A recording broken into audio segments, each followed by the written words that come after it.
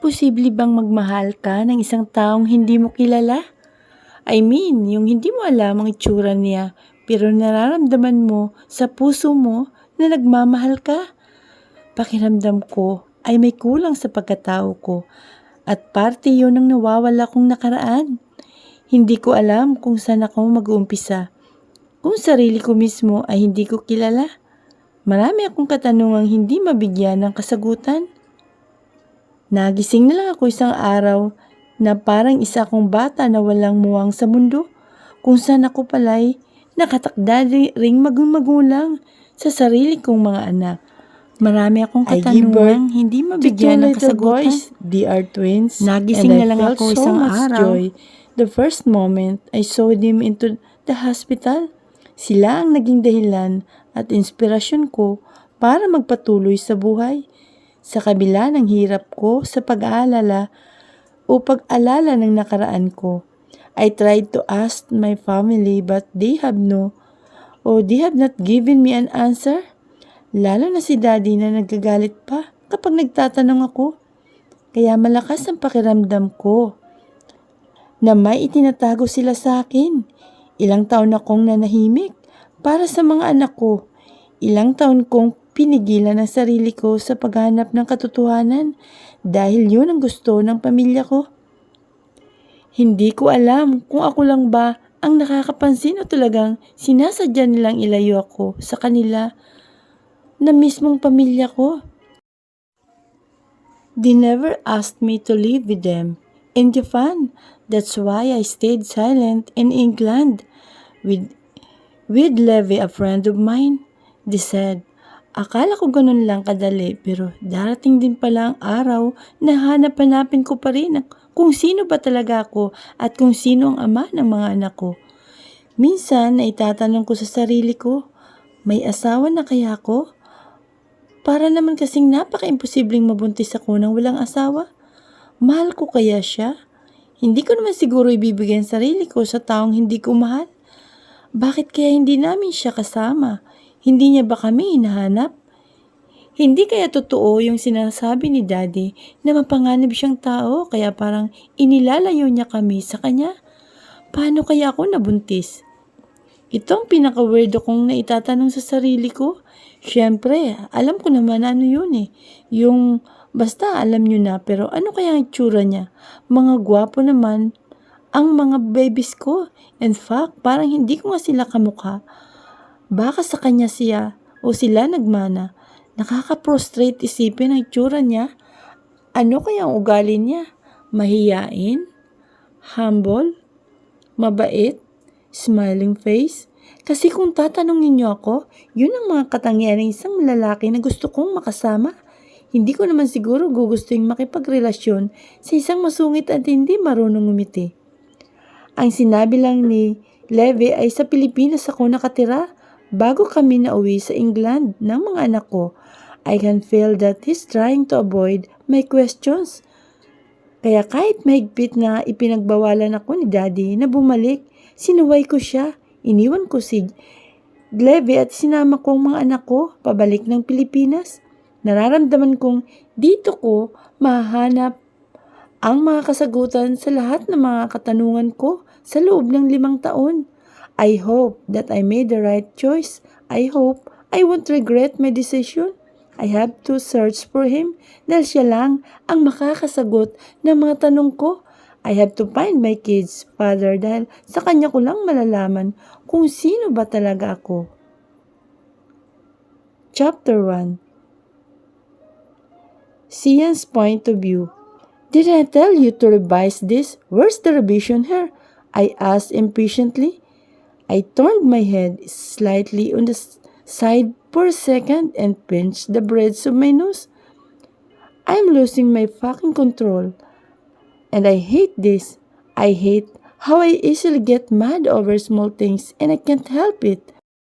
Sir, that's the revision. I look at him for a moment. You're fired. Tumalikod ako sa kanya. Lalong sumasakit ang ulo ko sa katangahan ng mga empleyado ko. Sir, please. Hindi niyo po ako pwedeng tanggalin sa trabaho ko. Hinabol pa niya ako at hinawakan sa braso. Sa akin lang po, umasa ang pamilya ko. Pakiusap, sir. Ulitin ko na lang po. Tinanggal ko ang kamay niya sa braso ko. Don't let me call the security for you, I said firmly, but instead of getting out, he knelt down. How pathetic.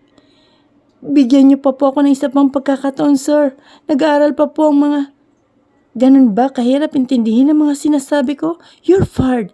Get out of my sight. Nakakairita talaga ang mga taong hindi marunong umintindi. I can't tell kung nahihirapan lang ba talaga silang intindihin o sadyang tanga lang talaga sila. Tiningnan ko ang lalaking kasulukuyang nakaluhod sa harapan ko. Napakababa mo. Lumuluhod ka sa akin para lang sa trabaho mo. Wala ka na ba talaga natitirang pride para sa sarili mo? Hindi ka dapat nagmamakaawa para sa isang bagay na walang kasiguraduhan. Isang bagay na minsan mo na nga lang gawin, wala pang patutunguhan. Paano ba to makakasiguro na babawiin ko ang sinasabi ko dahil lang sa nagmamakaawa siya? Walang utak. Alang-alang sa pamilya ko, sir. Kaya ko to ginagawa. Kaya ako nagpapakababa. Hindi naman masusuklian ang kakarampot kong pride ang mga ngiti nila. Pamilya? Pumikit na lang ako bago pa tuluyang mabawi ang mga salita ko. It won't change my decision. Nagdalawang isip ako sa sinabi niya pero pinigilan ko ang sarili ko. Ayoko maging kahinaan ng bagay na yun. Tama nga sinasabi nila, wala kayong puso. Wala kasi kayong pamilya na inaalala kaya hindi nyo alam ang pakiramdam ng isang pamilyadong taong katulad ko. Wala kayong anak kaya hindi nyo alam ang pakiramdam ng isang ama na nagnanais lang ng magandang buhay para sa kanyang mga anak. I heard his fading footstep before hearing the door close. You don't know a single thing, I whispered. Wala silang alam sa pinagdadaanan ko. Wala silang alam kung gaano kasakit ang mawala ng asawa at anak. Kung sanang hindi ko iniwan mag-isa noon, malamang kasama ko pa sila ngayon. Masaya sana kami. Hindi sana ganito kamiserable ang buhay ko. Don't you miss me, my wife? Masaya ba kayo dyan ng baby natin? Nahagip ng mata ko ang litrato na nasa table ko. Kinuha ko ito at pinagmasdan. She may be not her physically but she never left my heart. Siya lang ang laman nito mula noon hanggang ngayon. Pero alam kong kahit na pagbalik-baliktarin ko man ang sitwasyon, she would never come back. And that's the painful truth that I can't fucking accept. Mahirap ang kalimutan ka, Amber, pero susubukan ko. Alam ko naman kung paano ako magsisimula nang wala ka. Ang problema ko lang ay ayoko. I don't want to restart my life without you. But do I even have a choice? Siguro napapagod ka na rin na panoorin lahat ng kagaguhan ko simula nang mawala ka. Kaya alang-alang sa iyo at sa anak natin, aayusin ko ang sarili ko. I will try to open my heart again but I won't promise you to give it to others. Sa iyo lang nakalaan ang puso ko. I picked my phone and dialed her number. Yes, where are you? Bakit? May kailangan ka ba? Let's have a lunch. I'll fetch you in 10 minutes. Third person point of view. Mabilis na nag-ayos ng kanyang sarili. Si Kim at kahit nasa kalagitnaan siya ng meeting ay tumayo siya at umalis sa harapan ng mga board members na kasama niya. Ikaw na munang bahala dito ha. Importante lang talaga to. Bilin niya sa kanyang sekretarya. Yes ma'am. Just call me in case of emergency. Wait, wag na wag mo pala akong tatawagan. Sisiguraduhin mong hindi mo ako istorbohin ha. Okay po. Makikipag-date ka lang po niyan. May pa-emergency ka pa po. Nalalaman ma'am. Nagrereklamo ka. Naku, hindi po ma'am. Alam ko naman po kung gaano ka-importante ang kasama niyo. Mas importante pa po kesa sa mga investors po natin. Ako ba yung pinaparinggan mo? Tinatamaan po kayo, ma'am? Pero syempre, hindi po kayo yun. Enjoy your day po. Promise, hindi ko po kayo tatawagan. Kahit na sa mismong masunog pa po ang kumpanya nyo. Inirapan niya lang ito bago umalis. Pagkalabas niya ng opisina ay sumalubong agad sa kanya si Christian na nakasandal sa kotse nito at nakashades pa dahil sa tirik na sikat ng araw. Napalunok pa si Kim na maglakad palapit sa kanya. Si Christian animoy isang modelong lumabas mula sa isang magazine. Hindi niya talaga may pagkakaila ang paghanga sa binata, lalo na sa tindig pa lamang nito ay halos malaglag na ang mga panga niya. Nag-iba yatang ihip ng hangin.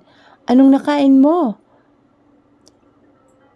Mr. Sian agad niya tanong dito kay Christian pagkalapit niya rito. Che, just eaten. Sagot lang nito at saka pumasok ng kotse. Hindi naman lang siya nito pinagbuksan ng pintuan, ngunit dahil alam na niyang hindi ugali ni Sian ang magpaka-gentleman sa kanya, ay hindi na siya nagreklamo pa. Wala ka talagang kaswitan sa katawan? Tanong niya nang makapasok siya. Hindi naman siya sinagot nito at tahimik na nag-drive hanggang sa makarating sila sa isang fancy na restaurant. Napapailing na lang si Kim sa trato sa kanya ni Sian. Sa puso mo na nagmamahal ka.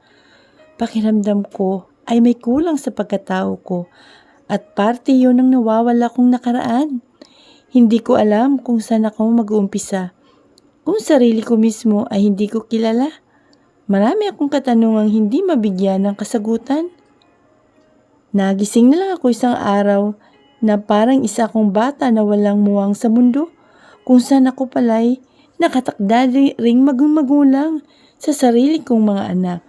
Marami akong katanungang hindi mabigyan ng kasagutan. They are twins. Nagising na lang ako isang araw. Joy. The first moment I saw them into the hospital. Sila ang naging dahilan at inspirasyon ko para magpatuloy sa buhay.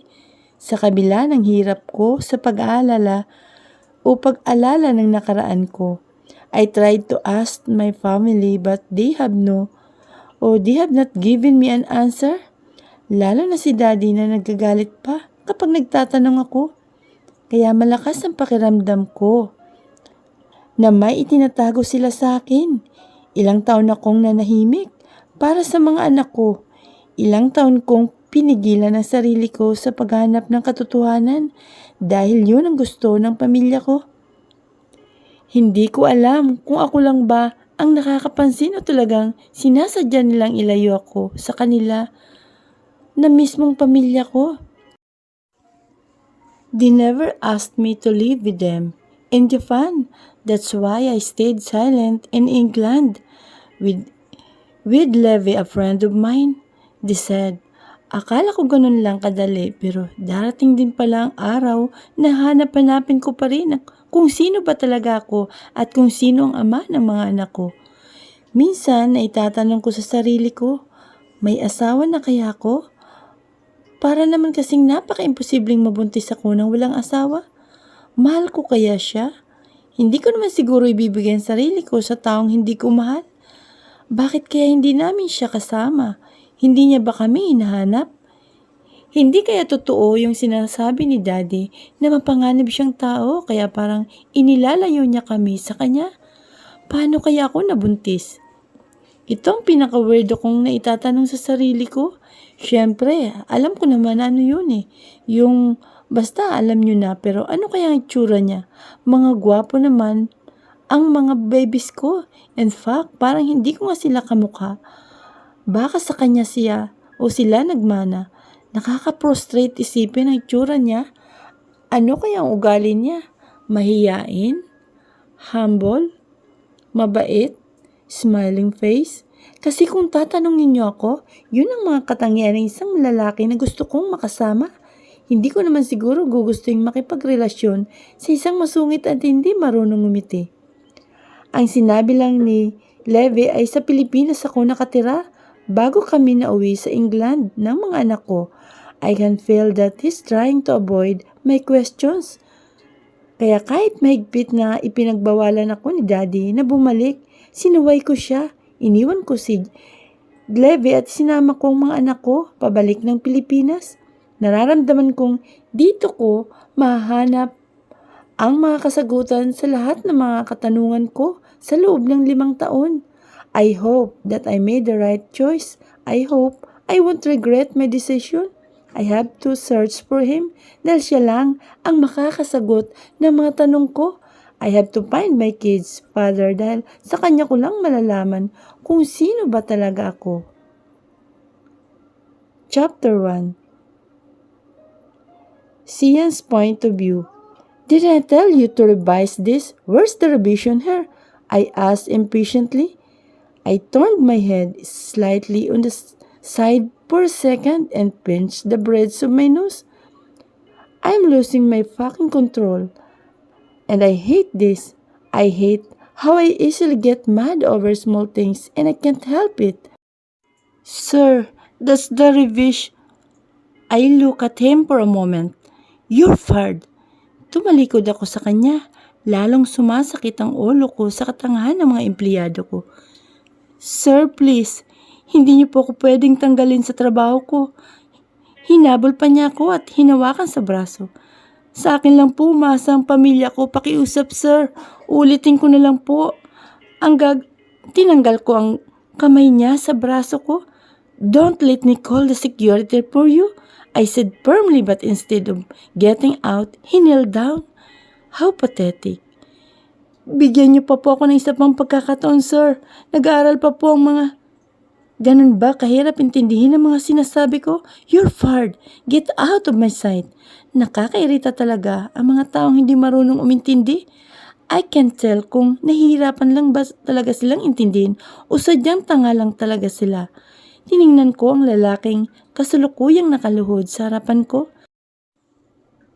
Napakababa mo.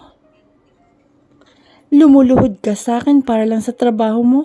Wala ka na ba talaga natitirang pride para sa sarili mo? Hindi ka dapat nagmamakaawa para sa isang bagay na walang kasiguraduhan. Isang bagay na minsan mo na nga lang gawin, wala pang patutunguhan. Paano ba to makakasiguro na babawiin ko ang sinasabi ko dahil lang sa nagmamakaawa siya? Walang utak. Alang-alang sa pamilya ko, sir. Kaya ko to ginagawa. Kaya ako nagpapakababa. Hindi naman masusuklian ang kakarampot kong pride ang mga ngiti nila. Pamilya? Pumikit na lang ako bago pa tuluyang mabawi ang mga salita ko. It won't change my decision. Nagdalawang isip ako sa sinabi niya pero pinigilan ko ang sarili ko. Ayoko maging kahinaan ng bagay na yun. Tama nga sinasabi nila, wala kayong puso, wala kasi kayong pamilya na inaalala kaya hindi nyo alam ang pakiramdam ng isang pamilyadong taong katulad ko. Wala kayong anak kaya hindi nyo alam ang pakiramdam ng isang ama na nagnanais lang ng magandang buhay para sa kanyang mga anak. I heard his fading footstep before hearing the door close. You don't know a single thing, I whispered. Wala silang alam sa pinagdadaanan ko. Wala silang alam kung gaano kasakit ang mawala ng asawa at anak. Kung sanang hindi ko iniwan mag-isa noon, malamang kasama ko pa sila ngayon. Masaya sana kami. Hindi sana ganito kamiserable ang buhay ko. Don't you miss me, my wife? Masaya ba kayo dyan ng baby natin? Nahagip ng mata ko ang litrato na nasa table ko. Kinuha ko ito at pinagmasdan. She may be not her physically but she never left my heart. Siya lang ang laman nito mula noon hanggang ngayon. Pero alam kong kahit na pagbalik-baliktarin ko man ang sitwasyon, she would never come back. And that's the painful truth that I can't fucking accept. Mahirap ang kalimutan ka, Amber, pero susubukan ko. Alam ko naman kung paano ako magsisimula nang wala ka. Ang problema ko lang ay ayoko. I don't want to restart my life without you. But do I even have a choice? Siguro napapagod ka na rin na panoorin lahat ng kagaguhan ko simula nang mawala ka. Kaya alang-alang sa iyo at sa anak natin. Aayusin ko ang sarili ko. I will try to open my heart again but I won't promise you to give it to others. Sa iyo lang nakalaan ang puso ko. I picked my phone and dialed her number. Yes. Where are you? Bakit? May kailangan ka ba? Let's have a lunch. I'll fetch you in 10 minutes. Third person point of view. Mabilis na nagayos ng kanyang sarili, Si Kim at kahit nasa kalagitnaan siya ng meeting ay tumayo siya at umalis sa harapan ng mga board members na kasama niya. Ikaw na munang bahala dito ha. Importante lang talaga to. Bilin niya sa kanyang sekretarya. Yes ma'am. Just call me in case of emergency. Wait, wag na wag mo pala akong tatawagan. Sisiguraduhin mong hindi mo ko istorbohin ha. Okay po. Makikipag-date ka lang po niyan.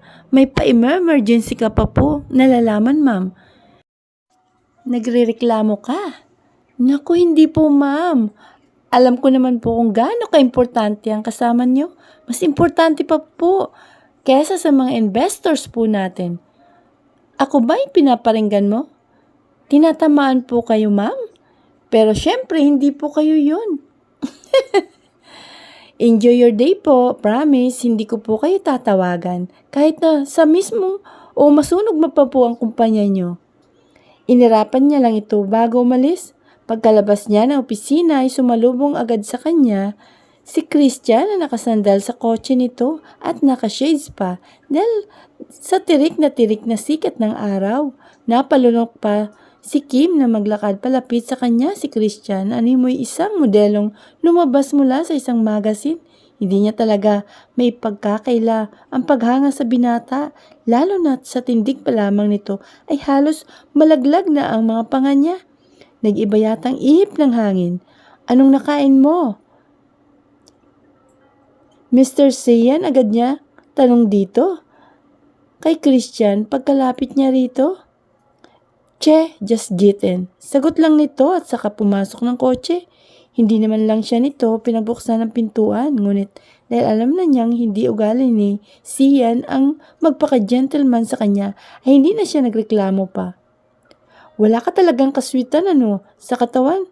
Tanong niya nang makapasok siya. Hindi naman siya sinagot nito at tahimik na nag-drive hanggang sa makarating sila sa isang fancy na restaurant. Napapailing na lang si Kim sa trato sa kanya ni Sian. Sian, this way sir. Sabi ng isa sa mga staffs ng restaurant pagkapasok nilang dalawa. Hinatid sila nito sa isang private room na pinareserve ni Sian. The chefs served their specialties. The two quietly ate their food when Kim suddenly broke the silence. I know you're not the type of person who easily says sorry, kaya okay na. Is this your way of saying that magical word of yours? Then fine, you're forgiven. May mapaglarong ngiti sa mga labi nitong sabi niya. He rolled his eyes. Fine. Alam ko hindi ako magaling sa ganitong bagay, okay? Bakit ka sumisigaw? Akala ko ba nagsusorry ka? Galit ba ako? Che, hindi ako sumisigaw. Anong tawag mo dyan sa tono mo? Pabulong? Ang abnormal mo talaga, Sian. Pasalamat ka, mahal kita. I know. Ang yabang mo talaga. Kung mahal kita, di ba dapat mahalin mo rin ako para patas? Ang daya mo. Dahil ako lang ang nagmamahal sa ating dalawa. Mahirap kaya yung ganun. Tumawa ito ng mahina, saka muling nagsalita. Hindi ka ba pwedeng maglaan ng kahit maliit lang na puwang para sa akin diyan sa puso mo? Just give me even just a little space in your heart and I'll take care of for the rest. She said, sounding a bit desperate. Pangako, mamahalin kita ng higit pa sa pagmamahal na ibinibigay niya sa iyo. Pero kung wala talagang pag-asa, lalayo ako ayon sa kagustuhan mo. Isang tanong, isang sagot lang. Ha, Sian? Do you still want me to stay? Nakatitig lang sa kanya si Sian habang siya'y parang mawawala na ng hininga sa sobrang kabang kanyang nararamdaman sa paghihintay ng sagot nito. Walang mabasa sa mga mata ng binata. Naging blanco at tila nawala ng emosyon ang mga ito na nakatitig. Nabalot ng labis na kalungkutan ang pagkatao ni Kim nang makuha na niyang sagot ni Sian kahit sa hindi pa ito nagsasalita. Hindi talaga kami pwede dahil hindi na niya kayang magmahal pa ng iba. Tanging bagay na nasabi ng dalaga sa kanyang sarili. Ngumiti lamang ito kay Sian upang ipakita na tanggap niya ang desisyon nito. Na iginagalang niya ang kagustuhan niyang lumayo na siya, na hindi talaga niya mapapalitan. Si Amber sa buhay at puso nito. Tumayo ito at nakasabay ng kanyang pagtalikod ang mabilis na pagbagsak ng kanyang mga luha. Sorry, hindi ko mapigilan eh, sabi niya sa pagitan ng kanyang mga hikbi. Kim, hinarang niya ang palad niya nang magtangkang lumapit sa kanya. Si Sian, I'm okay, huwag mo lang akong pansinin. Mahal kita sobra, alam mo ba yon? Hindi ko nga alam kung paano ako nahulog ng ganun sa'yo. Kahit na minsan hindi mo ipinaramdam na may halaga ako sa'yo. Pero hindi pa ako ganun kamanhid para hindi maramdaman na ayaw mo talaga sa akin. Kung layuan mo nga ako, parang may nakakadiring akong sakit and you don't know how it brings me down as a woman. Sorry, hindi ko gustong isumbat sa'yo lahat. Dinampot niya ang bag niya at nagsimulang maglakad. Palabas nang marinig niya ang mga salitang hindi niya inaasahang magmula sa bibig ni Sian. Don't leave me, please. Chapter 2. Kim Point of View. Hoy! Oh shucks, ano ba? Ba't ka nanggugulat? Hindi ko napigilang sigaw sa kanyang. Kitang nagmo-moment ako at sisirain niya, kakainis. Bakit po ba kasi parang lumilipad na naman yung utak ninyo? In love match lang ang peg. Madam, ay 1 month na kayong ganyan kaya hinay-hinay lang at baka ma-overdose sa too much kilig. Usisa pa niya, tiningnan ko siya ng masama. Sa lahat ng sekretarya, itong si Madildil ko talaga ang pinaka-chismosa. Lahat na lang ng kilos ko napapansin niya. Pasalamat siya at hindi ako nairita sa kanya. Besides, siya lang din ang tumatayong diary ko, ang kaisa-isang taong napagsasabihan ko ng lahat ng kaitsusan ko sa buhay. We're officially together. Parang wala pa sa sariling nakikita kong nag-make face siya kaya hindi ko naiwasang mapangiti ng napakalapad. Bruhilda talaga. Lumapit siya sa akin ng nakapamewang. Alam mo, friend, alam ko sekretarya mo ko rito. Pero alam mo rin ba na nakakaumay na? Oo, alam ko kayo na. Anli lang, 1 month is consisting of 30 days and sa araw-araw na magkasama tayo, bukang bibig mo na yan. Hay nako, di lang makaget over. Boyfriend ko na. Si Sian, pang-aasar ko pa na sigaw sa harapan niya at ang gaga nakisakay na lang sa akin at nagsisigaw. Mabuti na lang at soundproof ito at baka akalain ng mga nasa labas ay napapaano na kami. Sa wakas, nagbunga na rin ang pang-aakit mo. Gaga! In denial ka pa niyan ha? Halos magubad ka na nga sa harapan nun pero waipik pa rin tapos ngayon. OMG, boyfriend mo na ang nag-iisang tagapagmana ng Scott Corporation? Ayan ha. Nireply ko ang saktong-saktong reaction ko nung ibinabalita mo sa akin. Yan. Sana bukas day off mo na ng kwento mo ha? Buwesit ka. Ang saya-saya ko talaga, Madildil. Obvious nga, sa pisngi mong parang pinatong-patong ang blush on sa pamumula Napawak naman daw ako sa magkabila kong pisngi at para na naman akong baliw na napangiti sa tuwing naalala ko kung paano niya sinabing kami na. Shit, pasalamat siya at medyo hindi pa nagsisink in sa utak ko ang sinabi niya kaya hindi ko siya nahalikan agad. Pero grabe, kung alam niyo lang kung gaano kabilis ang tibok ng puso ko ng mga oras na yun ay parang babagsak talaga ako sa sobrang pagjijelly-jelly ng mga tuhod ko. This is really a miracle, bulalas ko. Bakit? Nihaya ka na bang magpakasal through text? Aba, milagro na talaga yun Successful ang pamimikot mo sa kanya. Hindi. It seems like it's your first time receiving a text message from him. Paano hindi ka marunong mag-reply? Tumahimik ka muna dyan.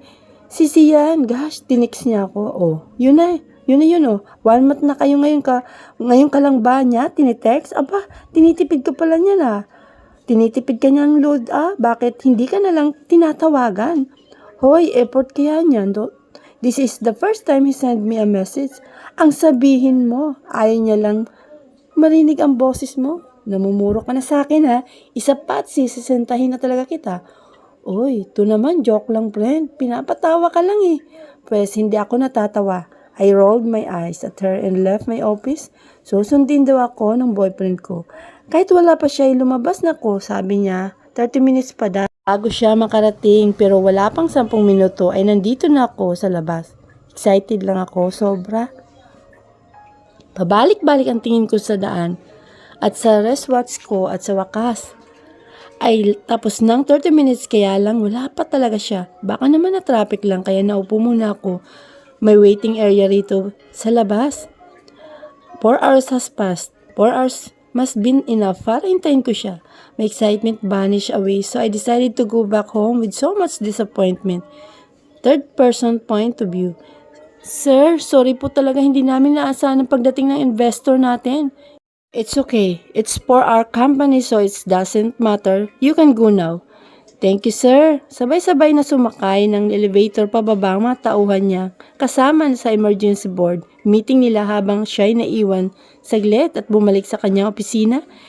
Tiningalan niya ang oras sa kanyang malaking wall clock, 3 p.m. Napabuntong hininga niya siya bago bumulong. I'm 4 hours late. Napabuga ulit ito ng hangin sa ere at saka umupo sa kanyang swivel chair.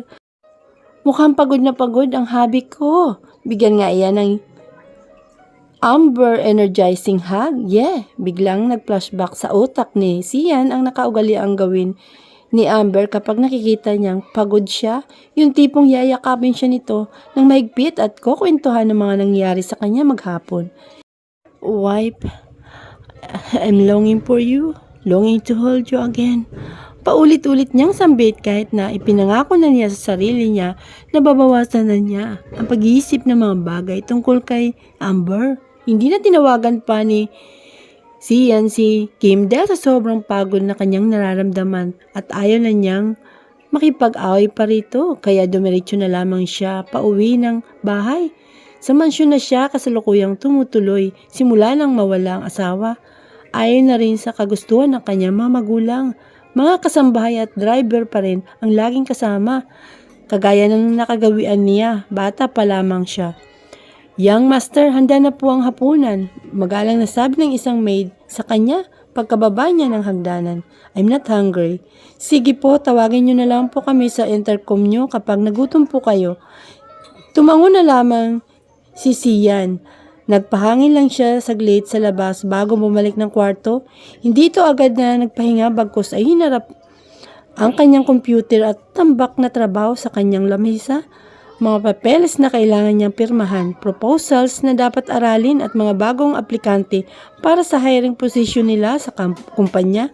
Inabot hanggang madaling araw sa pagtatrabaho si Sian hanggang sa hindi niya namalayan na inumaga na pala siya. Sa kabila ng kapaguran, hindi siya makaramdam ng antok. Kalimitan ang problema niya noon pa, nahihirapan siyang makatulog sa gabi, kaya naman itinutuon niya ang kanyang buong atensyon sa pagtatrabaho.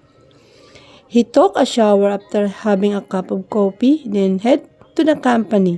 Sumalubong sa kanya ang mga empleyado niyang tuwang-tuwa at halos marinig ang sigawan sa labas.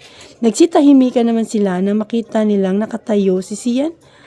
What's happening here? What's with the commotion? Mahinahon naman na tanong niya sa mga ito.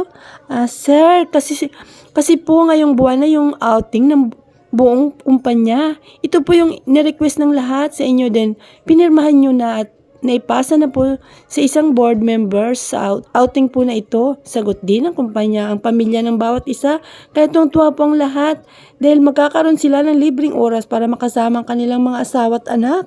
Paliwanag sa kanya ng empleyado na nakaupo sa front desk. Family? Yes sir. Kaya isama nyo na rin po yung girlfriend nyo para naman magka-moment kayo. Yeah, napaka-workaholic nyo po kaya.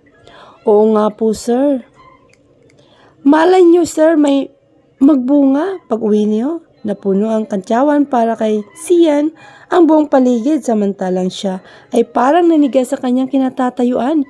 Walang kibos siyang pumasok sa kanyang opisina at parang wala na naman sa sariling nakatitig sa kawalan.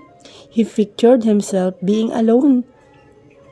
While everyone is enjoying their given leisure time with their families, sabunot siya sa kanyang buhok nang mag-ring ang cellphone niya. Kim's calling. Sian.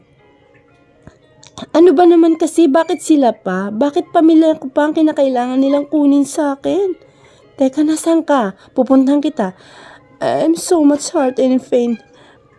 Daing nito saka baka sa boses niya ang pamamaos. Napahawak sa bandang dibdib niya si Kim nang marinig ang mga salitang nagpakirot ng puso niya. Kaya nga nandito ako para tulungan ka, di ba? Siya naman, tulungan mo rin ang sarili mo. Mahinaong sagot nito at pinilit na itinago ang sakit na nararamdaman niya mula sa kabilang linya. Nailayo ni Kim ang cellphone mula sa kanyang tenga nang makarinig siya ng malakas na pagbagsak kasabay ng pagkaputol ng tawag ni Sian. May itim na aura ang tila bumalot sa buong pagkatao ng binata na lumabas ng opisina kaya automatikong ang pagbibigay daan sa kanya ng mga taong dinaraanan niya. Sumakay ito ng kotse at mabilis na pinaharurot. Kalahating oras din siyang nagdadrive nang mapahinto siya sa tapat ng isang ice cream parlor. Bumaba siya ng kotse at pumasok sa loob. I said, give me one chocolate chip cookie. Ice cream. May pagkairitang sabi ng isang batang lalaki na nakasuot ng formal na damit na animoy isang binata. Nakaupo ito sa counter at naka-folded arms pa. Sinabi ko naman sa iyo, bata ka. Wala nga kami niyang hinahanap mong flavor. Nasaan na ba talaga kasi ang nanay mo? You don't care? Okay. I'm a customer, so you should obey me and I'm looking for that flavor. And if you don't have, that's not my problem. May accent pa ang pagsasalita nito kaya mas lalong nalulukot ang mukha ng babaeng kausap niya. Nasa Pilipinas ka, bata, kaya magtagalog ka nga. Uulitin ko, wala kaming ng flavor ng hinahanap mo. At teka, may pera ka naman ba? Ang bongga mong magdemanda. First of all, I hardly put an effort to speak to some unimportant matters, but in your case, I believe I have to do in a scrap of my borrowed time. There's no policy in the Constitution of the Philippines that we should speak Filipino. When we are in the country, then, I'll repeat, if you don't have that flavor, that's not my problem. You're not asking for money here. Inalahad niya ang isang golden card na hawak niya at iwinagay sa harapan ng babae. Halos malaglag naman ang mga panga nito dahil hindi biro ang card na hawak ng batang lalaki. Nagtitinginan ang ibang customer sa kanila kaya hindi na alam ng babae kung anong dapat niyang gawin. Pasaway naman tong batang to, paano na to? Medyo nag-aalala niyang bulong. Bukod sa mag-isa lang siya, guard lang ang tanging kasama niya sa shop. Why are you staring at me, mister? I don't know your name. Nakataas ang kilay niyang tanong sa nakatayong si Sian. Nang mapansin niya ang pagtitig nito sa kanya. Nothing. Sagot ni Sian at saka humarap sa babaeng mukhang problemado. Bring me a chocolate chip flavored ice cream and some nips with chocolate syrup. Po, sa dip. Sabay na sambit ng dalawa. Si Sian at ang batang lalaki. Napangisi naman sila pareho nang magkatinginan sila. Walang nagawang babae kundi sundin ang utos ni Sian. Nagulat na lamang sila nang si Sian mismo ang magdisenyo ng ice cream at ibinigay sa bata. Hershey chocolate chip cookie dough. Ice cream, little boy. Oh, not bad. Natatawa naman si Sian sa reaksyon nito. How did you know this? I simply know someone who loved that flavor too and I used to do that for her also. Pinagmamasdan ni Sian ang bata habang kumakain. Napaka-graceful at walang kakalat-kalat nitong inubos ang ginawa niyang ice cream. There's something with the child that he can't get his eyes off him. Parang may naalala siya sa mga kilos nito. I think I deserve a return favor for what I did. Sabi ni Sian. Hindi niya akalain na mapupunta siya sa isang ice cream parlor at kasalukuyan nakikipag-usap sa isang bata. Sure, what is it? Based on your way of speaking, you probably didn't grow up here in the Philippines. Yeah, actually it's my 31st day here, he answered and carefully wiping the tissue paper around his mouth when suddenly the little boy's phone rang. Yes, Mommy. I'm not missing. I just saw an interesting shop. Nothing. Okay. Okay, fine. I'll be there in a minute. I love you too, Mommy. Ibinalik niya sa bulsa ng kanyang polo ang cellphone at dandang bumaba mula sa kinaupuan. I guess I have to go. Thanks for the great ice cream, Mr. Chocolate Chip. Why didn't you tell her you're here? Need a ride? No thanks. I'm with my driver. You know what? Mr. Chocolate Chip, my mom will freak out if she knew that I went in an ice cream parlor and I didn't even ask her to come here with me. Natawa si Sian sa sinabi ng bata. Bigla siyang may naalala na sinasabi nito. Isang babaeng magagalit kapag malamang pumunta ka sa isang ice cream parlor at hindi siya isinama. I really have to go, bye. Pinagmasdan niyang makasakay ang bata sa kotse at maglaho ang sasakyan sa kanyang paningin. Kasing laki na sana siguro niya drive hanggang sa makarating sila sa isang fancy na restaurant. Napapailing na lang si Kim sa trato sa kanya ni Sian. This way, sir. O sabi ng isa sa mga staffs ng restaurant pagkapasok nilang dalawa. Hinatid sila nito sa isang private room na pinareserve ni Sian. The chefs served their specialties. The two quietly ate their food when Kim suddenly broke the silence. I know you're not the type of person who easily says sorry, kaya okay na. Is this your way of saying that magical word of yours? Then fine, you're forgiven. May mapaglarong ngiti sa mga labi nitong sabi niya. He rolled his eyes. Fine, alam ko hindi ako magaling sa ganitong bagay, okay? Bakit ka sumisigaw? Akala ko ba nagsusorry ka? Galit ba ako? Che, hindi ako sumisigaw. Anong tawag mo dyan sa tono mo? Pabulong? Ang abnormal mo talaga, Sian. Pasalamat ka, mahal kita. I know. Ang yabang mo talaga. Kung mahal kita, di ba dapat mahalin mo rin ako para patas? Ang daya mo. Dahil ako lang ang nagmamahal sa ating dalawa. Mahirap kaya yung ganun? Tumawa ito ng mahina, saka muling nagsalita. Hindi ka ba pwedeng maglaan ng kahit maliit lang na puwang para sa akin diyan sa puso mo? Just give me even just a little space in your heart and I'll take care of for the rest. She said, sounding a bit desperate. Pangako, mamahalin kita ng higit pa sa pagmamahal na ibinibigay niya sa iyo. Pero kung wala talagang pag-asa, lalayo ako ayon sa kagustuhan mo. Isang tanong, isang sagot lang. Ha, Sian? Do you still want me to stay? Nakatitig lang sa kanya si Sian habang siya'y parang mawawala na ng hininga sa sobrang kabang kanyang nararamdaman sa paghihintay ng sagot nito. Walang mabasa sa mga mata ng binata. Naging blanco at tila nawala ng emosyon ang mga ito na nakatitig. Nabalot ng labis na kalungkutan ang pagkatao ni Kim nang makuha na niyang sagot ni Sian kahit sa hindi pa ito nagsasalita. Hindi talaga kami pwede dahil hindi na niya kayang magmahal pa ng iba. Tanging bagay na nasabi ng dalaga sa kanyang sarili. Ngumiti lamang ito kay Sian upang ipakita na tanggap niya ang desisyon nito. Na iginagalang niya ang kagustuhan niyang lumayo na siya. Na hindi talaga niya mapapalitan si Amber sa buhay at puso nito. Tumayo ito at nakasabay ng kanyang pagtalikod ang mabilis na pagbagsak ng kanyang mga luha. Sorry, hindi ko mapigilan sabi niya sa pagitan ng kanyang mga hikbi. Kim, hinarang niya ang palad niya nang magtangkang lumapit sa kanya. Si Sian, I'm okay, huwag mo lang akong pansinin. Mahal kita sobra, alam mo ba yon? Hindi ko nga alam kung paano ako nahulog ng ganun sa'yo. Kahit na minsan hindi mo ipinaramdam na may halaga ako sa'yo. Pero hindi pa ako ganun kamanhid para hindi maramdaman na ayaw mo talaga sa akin. Kung layuan mo nga ako, parang may nakakadiring akong sakit and you don't know how it brings me down as a woman. Sorry, hindi ko gustong isumbat sa'yo lahat. Dinampot niya ang bag niya at nagsimulang maglakad palabas nang marinig niya ang mga salitang hindi niya inaasahang magmula sa bibig ni Sian. Don't leave me, please. Chapter 2. Kim Point of View. Hoy!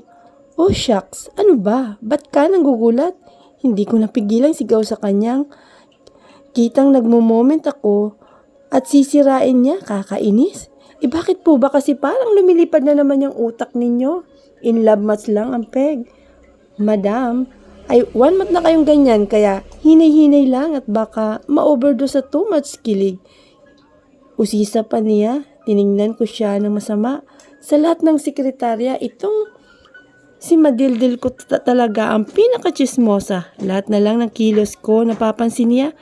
Pasalamat siya at hindi ako nairita sa kanya. Besides, siya lang din ang tumatayong diary ko, ang kaisa-isang taong napagsasabihan ko ng lahat ng kaitsusan ko sa buhay. We're officially together. Parang wala pa sa sariling nakikita kong nag-make face siya, kaya hindi ko naiwasang mapangiti ng napakalapad. Bruhilda talaga. Lumapit siya sa akin ng nakapamewang. Alam mo, friend, alam ko sekretarya mo ko rito. Pero alam mo rin ba na nakakaumay na? Oo, alam ko kayo na. Anli lang, 1 month is consisting of 30 days and sa araw-araw na magkasama tayo, bukang bibig mo na yan. Hay nako, di lang makaget over. Boyfriend ko na, si Sian, pang-aasar ko pa na sigaw sa harapan niya at ang gaga nakisakay na lang sa akin at nagsisigaw. Mabuti na lang at soundproof ito at baka akalain ng mga nasa labas ay napapaano na kami. Sa wakas, nagbunga na rin ang pang-aakit mo. Gaga! In denial ka pa niyan ha? Halos maghubad ka na nga sa harapan nun pero waipik pa rin tapos ngayon. OMG, boyfriend mo na ang nag-iisang tagapagmana ng Scott Corporation? Ayan ha. Nireply ko ang saktong-saktong reaction ko nung ibinabalita mo sa akin. Yan. Sana bukas day off mo na ng kwento mo ha? Buwesit ka. Ang saya-saya ko talaga, Madildil. Obvious nga, sa pisngi mong parang pinatong-patong ang blush on sa pamumula Napawak naman daw ako sa magkabila akong pisngi at para na naman akong baliw na napangiti sa tuwing naalala ko kung paano niya sinabing kami na. Shit, pasalamat siya at medyo hindi pa nagsisink in sa utak ko ang sinabi niya kaya hindi ko siya nahalikan agad. Pero grabe, kung alam niyo lang kung gaano kabilis ang tibok ng puso ko ng mga oras na yun ay parang babagsak talaga ako sa sobrang pagjijelly-jelly ng mga tuhod ko. This is really a miracle, bulalas ko. Bakit? Nihaya ka na bang magpakasal through text? Aba, milagro na talaga yun Successful ang pamimikot mo sa kanya. Hindi. It seems like it's your first time receiving a text message from him. Paano hindi ka marunong mag-reply? Tumahimik ka muna dyan. Si Sian, gosh, tinext niya ako. Yun na. 1 month na kayo ngayon ka lang ba niya tinitext? Aba, tinitipid ka pala niya Tinitipid ka niyang load Bakit hindi ka na lang tinatawagan? Hoy, effort kaya niyan. This is the first time he sent me a message. Ang sabihin mo, ayaw niya lang marinig ang boses mo. Namumuro ka na sa akin Isa pa at sisisentahin na talaga kita. Ito naman, joke lang friend. Pinapatawa ka lang Pues hindi ako natatawa. I rolled my eyes at her and left my office. Susundin daw ako ng boyfriend ko. Kahit wala pa siya, lumabas na ko. Sabi niya, 30 minutes pa daw. Bago siya makarating pero wala pang 10 minuto ay nandito na ako sa labas. Excited lang ako, sobra. Pabalik-balik ang tingin ko sa daan at sa wristwatch ko at sa wakas. Ay tapos ng 30 minutes kaya lang wala pa talaga siya. Baka naman na traffic lang kaya naupo muna ako. May waiting area rito sa labas. 4 hours has passed. 4 hours must been enough para hintayin ko siya. My excitement vanished away so I decided to go back home with so much disappointment. Third person point of view. Sir, sorry po talaga hindi namin naasahan ang pagdating ng investor natin. It's okay. It's for our company so it doesn't matter. You can go now.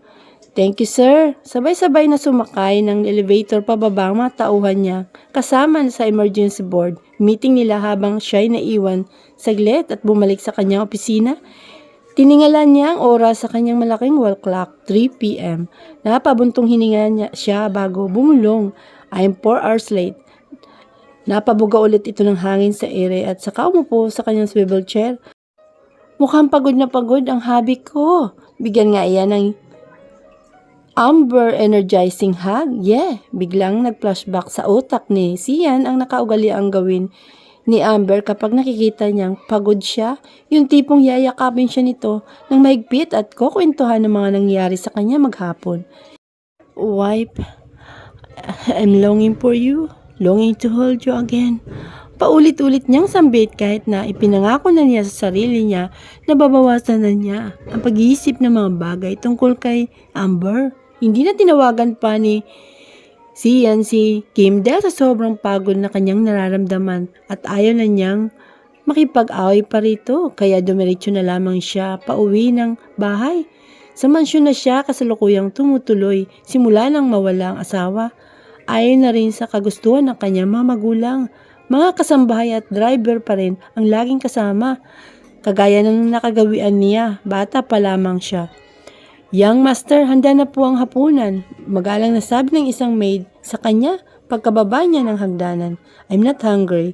Sige po, tawagin niyo na lang po kami sa intercom niyo kapag nagutom po kayo. Tumango na lamang si Sian. Nagpahangin lang siya saglit sa labas bago bumalik ng kwarto. Hindi ito agad na nagpahinga bagkus ay hinarap ang kanyang computer at tambak na trabaho sa kanyang lamesa. Mga papeles na kailangan niyang pirmahan, proposals na dapat aralin at mga bagong aplikante para sa hiring position nila sa kumpanya. Inabot hanggang madaling araw sa pagtatrabaho si Sian hanggang sa hindi niya namalayan na inumaga na pala siya. Sa kabila ng kapaguran, hindi siya makaramdam ng antok. Kalimitan ang problema niya noon pa, nahihirapan siyang makatulog sa gabi, kaya naman itinutuon niya ang kanyang buong atensyon sa pagtatrabaho.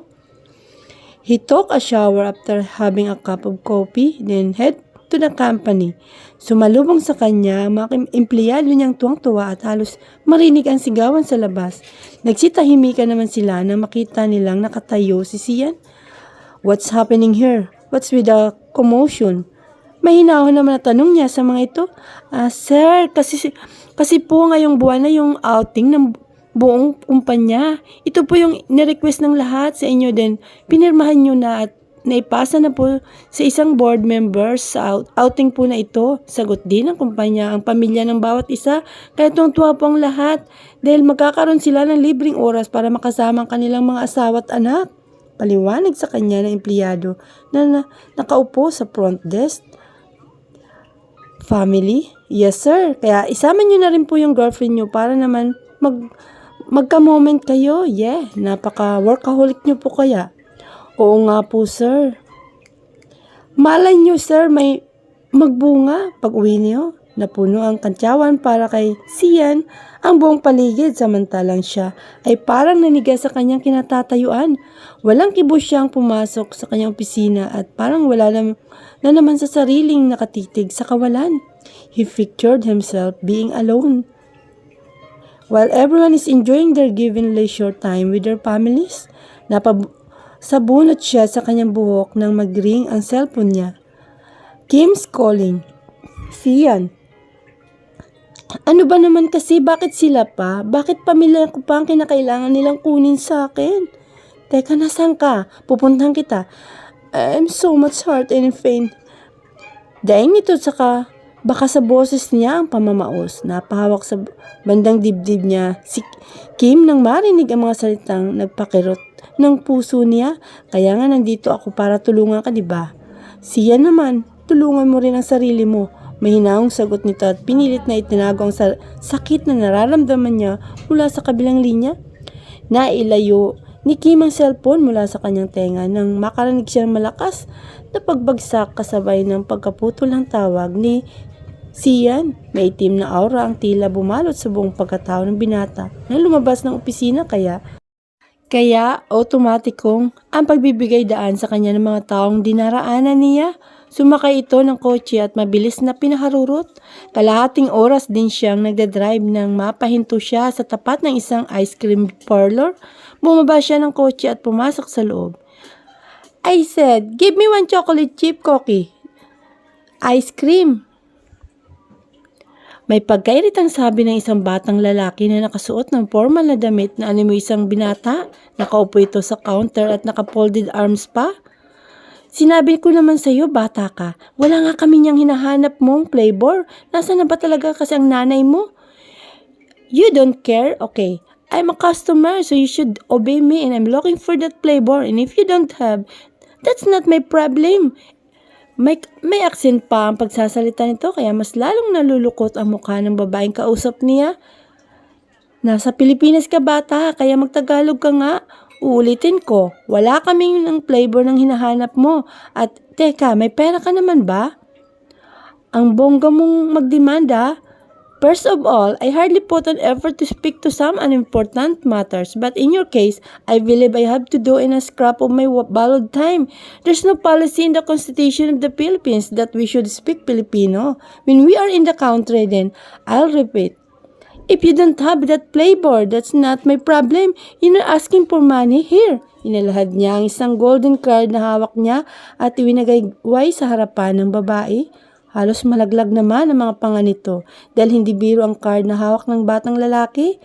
Nagtitinginan ang ibang customer sa kanila kaya hindi na alam ng babae kung anong dapat niyang gawin. Pasaway naman tong batang to, paano na to? Medyo nag-aalala niyang bulong. Bukod sa mag-isa lang siya, guard lang ang tanging kasama niya sa shop. Why are you staring at me, mister? I don't know your name. Nakataas ang kilay niyang tanong sa nakatayong si Sian. Nang mapansin niya ang pagtitig nito sa kanya. Nothing. Sagot ni Sian at saka humarap sa babaeng mukhang problemado. Bring me a chocolate chip flavored ice cream and some nips with chocolate syrup. Po, satsadip. Sabay na sambit ng dalawa. Si Sian at ang batang lalaki, napangisi naman sila pareho nang magkatinginan sila. Walang nagawa ang babae kundi sundin ang utos ni Sian. Nagulat na lamang sila nang si Sian mismo ang magdisenyo ng ice cream at ibinigay sa bata. Hershey chocolate chip cookie dough ice cream, little boy. Oh, not bad. Natatawa naman si Sian sa reaksyon nito. How did you know this? I simply know someone who loved that flavor too and I used to do that for her also. Pinagmamasdan ni Sian ang bata habang kumakain. Napaka-graceful at walang kakalat-kalat nitong inubos ang ginawa niyang ice cream. There's something with the child that he can't get his eyes off him. Parang may naalala siya sa mga kilos nito. I think I deserve a return favor for what I did. Sabi ni Sian. Hindi niya akalain na mapupunta siya sa isang ice cream parlor at kasalukuyan nakikipag-usap sa isang bata. Sure, what is it? Based on your way of speaking, you probably didn't grow up here in the Philippines. Yeah, actually it's my 31st day here, he answered and carefully wiping the tissue paper around his mouth when suddenly the little boy's phone rang. Yes, Mommy? I'm not missing. I just saw an interesting shop. Nothing. Okay. Okay, fine. I'll be there in a minute. I love you too, Mommy. Ibinalik niya sa bulsa ng kanyang polo ang cellphone at dandang bumaba mula sa kinaupuan. I guess I have to go. Thanks for the great ice cream, Mr. Chocolate Chip. Why didn't you tell her you're here? Need a ride? No thanks. I'm with my driver. You know what, Mr. Chocolate Chip? My mom will freak out if she knew that I went in an ice cream parlor and I didn't even ask her to come here with me. Natawa si Sian sa sinabi ng bata. Bigla siyang may naalala na sinasabi nito.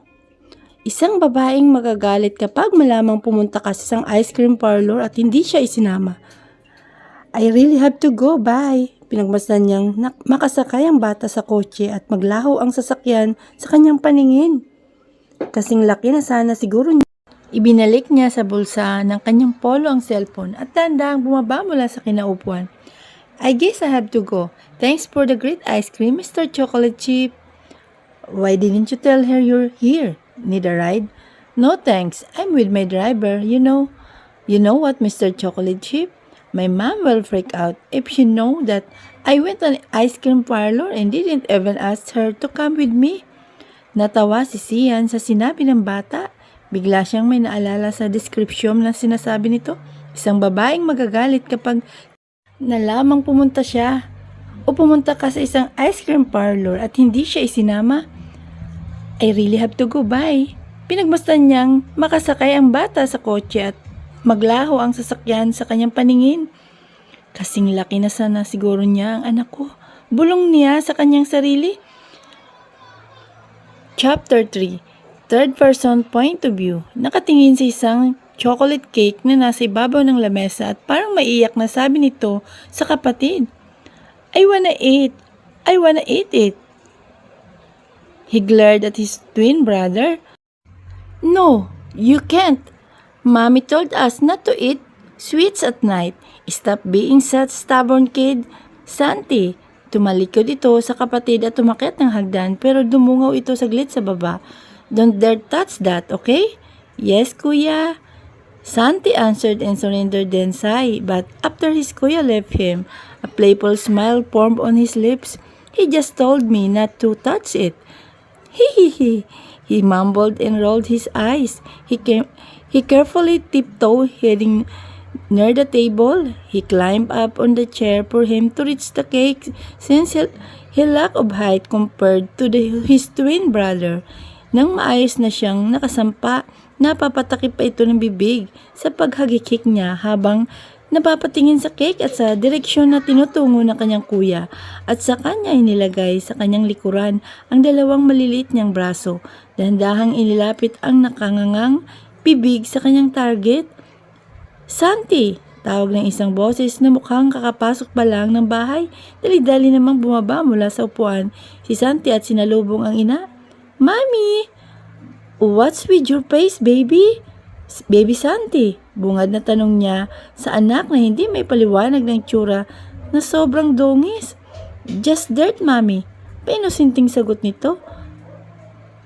What did I tell you before? Never say lies and always say the truth, Mami.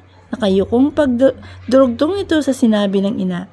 Good. Now tell me what you did while I was gone. Nakapamewang na tanong nito sa anak. I ate sweets, even kuya told me not to.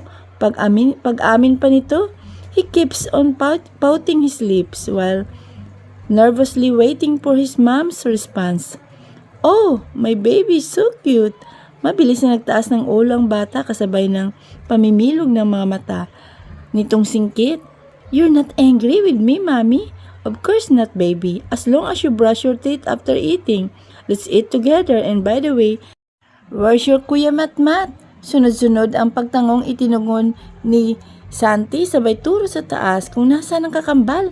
Sabay nilang tinungo ang kusina at pinagsaluhan ang mukhang minasakir na cake ni Santi. Baby Santi, look at what you've done. Did you murder this poor cake? Not really, Mommy. I tried to eat that without using my hands. Why? Then how did you? Using my... Sabay pout nito, pagtukoy sa kanyang bibig. Because Kuya Matmat threatened me not to touch it. Napisil niya ang magkabilang pisngi ng anak. Sa sobrang kakyutan nito, pagkatapos nilang kumain ay nilinis niya muna si Santi bago sinamahan sa taas. Pagbukas niya ng kwarto ay nadatnan nilang mahimbing natutulog si Matmat kaya madali na ring nakatulog si Santi. Pinagmasdan niya ang mga anak na tutulog at hindi may alis ang ngiti sa kanyang mga labi. Sorry mga baby ko at nadadamay pa kayo ngayon sa kagagawa ni Mami. Mukhang alam na ng lolo nyo ang ginagawa ko. Kaya please lahat ng cards ko. Huli na para umatras pa kaya isa na lang ang naiisip kong paraan para makasurvive tayo. I have to search for a job. Nakatapos naman siya ng pag-aaral kaya walang kaso sa kanya ang maghanap ng trabaho. Dala niya lahat ng documents na alam niyang kakailanganin niya dito kung sakaling dumating nga ang ganitong pangyayari. Ang pinag-aalala lang niya ay walang mag-aalaga sa kanyang dalawang anak. Hindi katulad sa England na nakaalalay sa kanya doon na si Levi, di gaya ngayon na mag-isa na lang siya. Hinalikan niya sa noo ang mga anak bago lumabas ng kwarto. Kinabukasan, Mommy, where are we going? We're just going somewhere, baby. You're both finished your breakfast now. Are we going to have a tour, Mommy? Tanong din sa kanya ni Matmat. No, little kuya, I'll just check on something then uwi rin tayo agad.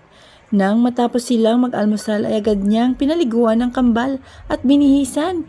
Iniwan niya muna ang dalawa saglit sa salas at siya naman ang nag-ayos ng sarili. Let's go babies! Sigaw niya sa mga ito na nasa salas pa habang inaayos niya ang sapatos na isusuot ng mga ito. "We're coming!" sigaw na sagot din ni Santi. Agad siyang nakapag-abang ng taxi dahil nasa tabing kalsada naman ang tinutuluyan nilang apartment. Wala silang sariling sasakyan at kinakailangan na rin nilang bitawan yung driver at car na nirintahan nila mula pa sa NAIA dahil sa biglang pag-freeze ng daddy niya sa lahat ng cards na meron siya. Kaya aalis sila ngayon para puntahan ang kumpanyang nangangailangan ng bagong empleyado na nabasa niya kagabi sa isang dyaryo, ang Scott Corporation. "Good morning po. Ano pong kailangan nila?" tanong ng guard ng akmang papasok na sila. Nagpalipat-lipat ang tingin ng gwardiya sa kanya at sa bitbit niyang dalawang bata. "Mag-a-apply po sana ako para dun sa hiring ng kumpanya niyong nabasa ko sa dyaryo." Napatingin ulit ang guard sa dalawang batang nakatitig din sa kanya. "Ah, yun ba, miss? Kaya lang hindi pwede ang mga bata dito. Balik ka na lang ulit dito kapag mag-isa ka na lang." Saka nito akmang isasara ang pinto nang biglang, "Hoy, tumigil kayo mga bata! Hey! Santi! Matmat! Stop! No, mommy, go up and we'll take care of him." "What? Mommy, stop asking and just go up." Umaga ng atensyon ng lahat ang malilit na boses na sumisigaw. Nanlaki ang mga mata niya nang makita niyang papalapit ang security team ng kumpanya. Ganon din ang kambal na nagkatinginan muna at tumingin sa isa't isa. Saka mabilis na tumakbo papunta sa magkahiwalay na direksyon. Nagkagulo ang mga empleyado at kinuha niya ang pagkakataong yun para makaalis. Mabilis siyang tumakbo ngunit nakaakyat na ang elevator kaya wala siya nagawa kundi ang gumamit ng hagdanan. "Miss, tumigil ka. Pwede kang makasuhan ng trespassing sa ginagawa mo." Hindi niya pinansin ang mga ito at nagpatuloy lang sa pagtakbo sa kabila ng paghingal sa sobrang pagod. Kahit hindi niya alam kung nasa ang palapag na siya ng gusali, ay binuksan niya ang pinto papasok sa 10th floor. Hingal niyang sambit bago mabilis na pumasok. "Yes, miss. May kailangan ka?" tanong ng babaeng nasa front desk ng isang napakalaking opisina. "HR, mag-a-apply sana ako." "Ah, miss, sa baba yun, nandun ang HR department namin." Po? Hoy, nandito ka lang pala, halika dito." "Teka, anong nangyayari? Bakit ninyo siya hinahabol?" "Trespasser po yan, ma'am." "Ano? Hulihin niyo, dali!" Sigaw ng babae kanina kaya kinakailangan niyang bilisan ang pagtakbo. "Yun na ba lahat ng aplikante?" "Opo sir, sa totoo nga po, pang-10 batch na yung mga aplikante natin yan pero 2 pa lang po ang na-approve nyo simula nung first batch." "Walang kwenta, itapon mo na lahat yan." "Pero sir, kahit isa lang kasi kailangan na." "Do you want me to fire you and hire one of those nonsense applicants?" "Of course not, sir." "Then leave now before I change my mind." Mabilis na lumabas ng opisinang lalaki bago pa magbago ang isip ni Sian at si Santincia sa trabaho. He turned his swivel chair around and reviews the paper he is holding. Seryoso itong nagbabasa ng mga papeles nang biglang isang malakas na puwersa ang bumukas sa kanyang pintuan, dahilan upang magkunot ang noo niya at maglukot ang mga papel na kanyang hawak-hawak. "What the Hindi ka ba marunong kumatok?" Galit na sigaw ni Sian ngunit hindi na nag-abala pang lingunin to. Sorry po." Tela isang matinding pagsabog ang narinig ni Sian dahilan at parang nabingi siya rito. Busis na ilang beses niyang hinangad na muling marinig. Sa loob ng 5 taon, ang ngayon parang musikang nagpapaulit-ulit sa kanyang pandinig. Nalalamig ang kanyang kamay at parang minamartilyo sa sobrang lakas ng kabog ng kanyang dibdib. Hindi siya nagsayang ng oras at agad na nilingon ang pinagbulan ng tinig. Naramdaman niya ang muling pagkabuhay ng buong pagkatao niya nang dumapo ang kanyang paningin sa babaeng kasalukuyang hinihingal at nakatitig sa kanya. Naku, pasensya na talaga sa pagpasok ko kasi promise, emergency lang ka talaga. Huwag niyo po akong isusumbong, please." He slowly walks towards her, studying every part of her face. Her eyes, nose, cheeks, and lips Nang makalapit siya sa babaeng kaharap niya, ay kabado ang mga kamay niyang humablo sa mukha nito, dahilan para mawirdohan sa kanyang babae at mapaatras. Sir, kung ano ang kaba niya kanina ay siya namang kirot na gumuhit ng pagkatao niya. What did you say? Sir, are you sick? Bakit namumutla kayo? I'm okay. Sagot nito nang may bakas ng pagkagulat sa kanyang mukha. Sure? By the way, ako nga pala si Amber. Inilahad niya ang kanyang kamay sa harapan ni Sian. Kishan Amber Hitaro. Hindi ito kumibo, hindi rin ito sumagot. Mistulang estatwa itong nakaharap kay Amber. Iwinagawayway niya ang kanyang kamay sa harapan ni Sian na parang walang bala kumibo. Sorry, nagmamadali po ako. I have to go. Mabilis namang nakakilo si Christian at mabilis na naghigit ang braso ni Amber. Naramdaman niya ang pamilya na epekto sa kanya ng babae. Literal na parang may kuryenteng dumaloy sa mga ugat niya pagkahawak. You're alive. Sir, nagpunta po ako sa kumpanyang ito para sa pakay ko at kung magpapakaistotwa lang kayo dyan hanggang mamaya ay mabuti pang bitawan nyo na po ako. Nasasayang ng oras ko at isa pa, malamang buhay po ako at nandito ako para makapag-apply ng trabaho at hindi para makapagtitigan sa U-Hard. Napatingin si Amber sa pangalan na nasa ibabaw ng table ni Christian at doon niya nabasa. You are the CEO? Tatanggap na ako? Talaga po? Walang halong biro? Walang bawian? Promise? 1 million times? Natatawa at naiiyak ang tsura ni Christian habang pinagmamasdan ang reaksyon ni Amber. Walang pinagkaiba sa ugali ito noon pa man. Naguguluhan man siya sa mga pangyayari kung bakit buhay si Amber. Paano siya nabuhay? Bakit kung makaasta ito ay parang hindi siya nito nakikilala? Kilala na bilang asawa at bakit sa kabila ng katotohanan ng buhay ito ay parang ibang taong babaeng nasa harapan niya. Yes, I'm serious. Napasuntok pa sa hangin sa sobrang saya si Amber at napatigil na lang siya nang may maalala siya. Anong problema? Tanong ni Christian na mataman pa rin nakatitig sa kanya. Sinusulit ang bawat paggalaw ng mukha ni Amber. Pwede bang may mga isasama ako habang pumapasok po ako dito sa kumpanya nyo? Medyo naiyang tanong nito at napakunot noon naman si Sian. Sinong isasama mo? Napapitlig ang ulo ni Amber at parang hindi mapakali ang kanyang mga kamay na nakahawak sa laylay ng kanyang damit. My sons! My sons! Pagkarinig ni Sian ng salitang sons ay parang biglang may pumitik sa loob niya. Hindi may paliwanag na kaligayahan ang ngayon lang niya naramdaman. Sons, who's your husband? Lakas nitong tanong. Halo-halong emosyon na ang kasalukuyan niyang nararamdaman, pananabik at sobrang kasiyahan.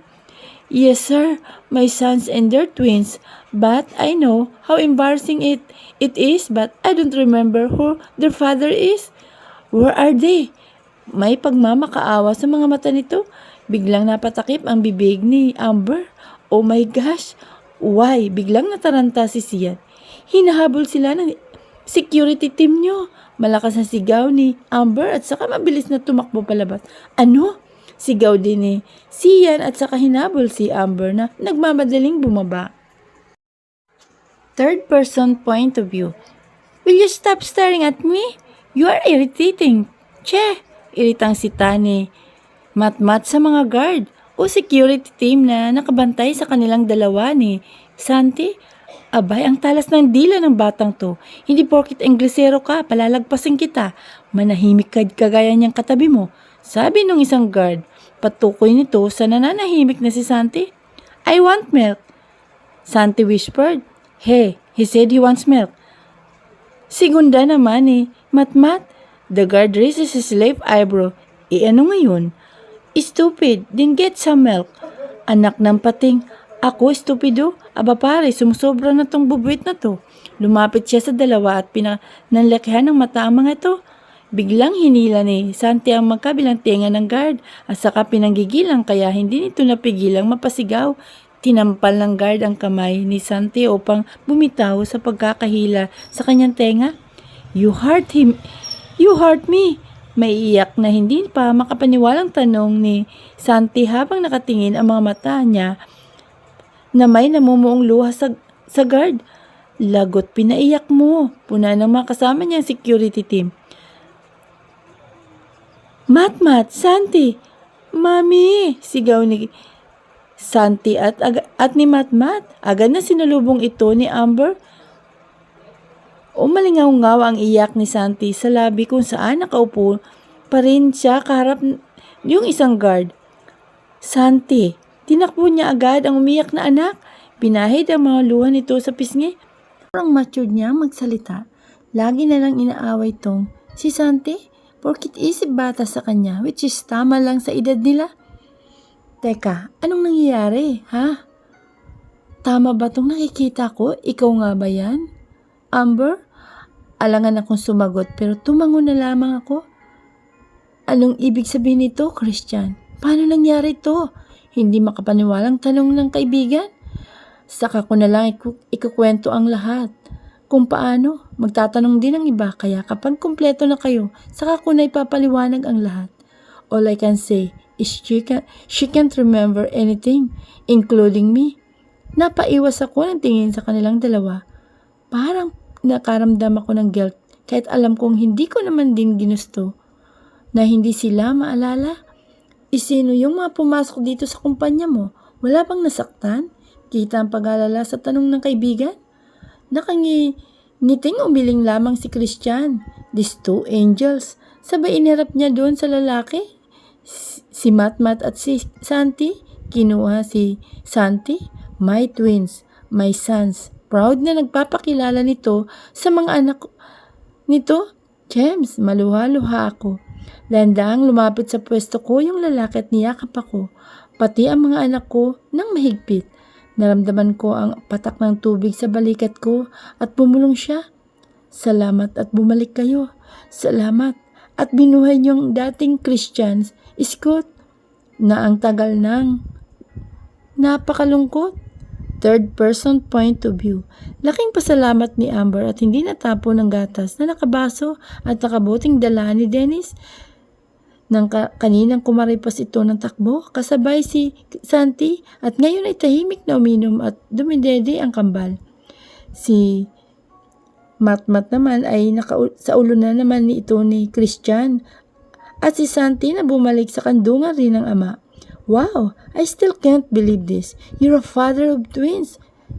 Ani Dennis, kasalukuyan silang nagkukwentuhan ngayon sa opisina ni Christian.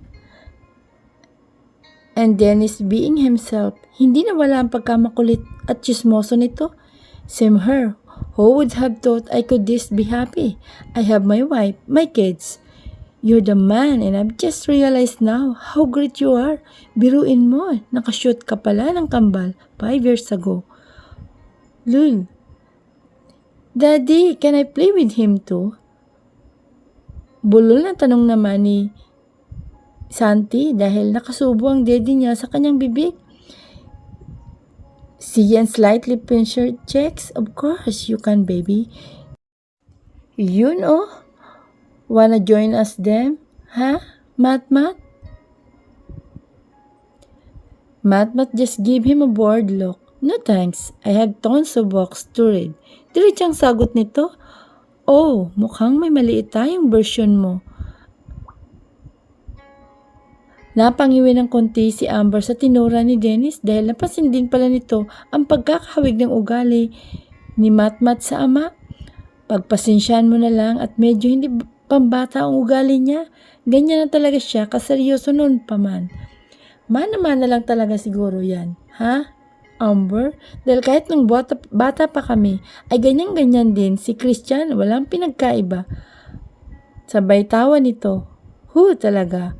Oo, yung tipong sa school siya paminsan ang nagtatama sa teacher namin.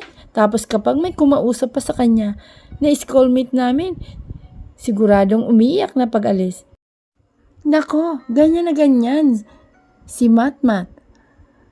Sabay tawa pa ng ina. Tapos straight face lang. Tama. Talking about us like we're not around, ha? Sian and Matmat said in chorus. Nagkatinginan sina Dennis at Amber sa kasabay na tumawa. Magre-react ba naman ang mag-ama na parehong-pareho pang magkasalubong ang kilay? Pati si Santi ay nagulat pa sa itsura ng dalawang katabi niya. Sabay kibit balikat pa ni Dennis pagkatapos nilang mapagkwentuhan ang difference ng kambal at similarities nila kay Christian ay nagpaalam na rin si Dennis.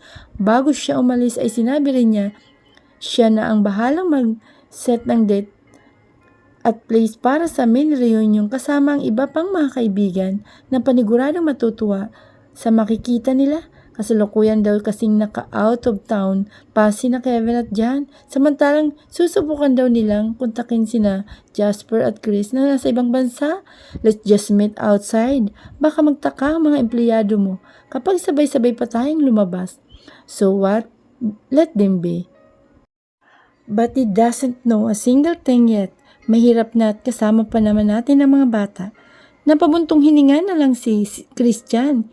You may be lost your memories but not your perspective. Same like before.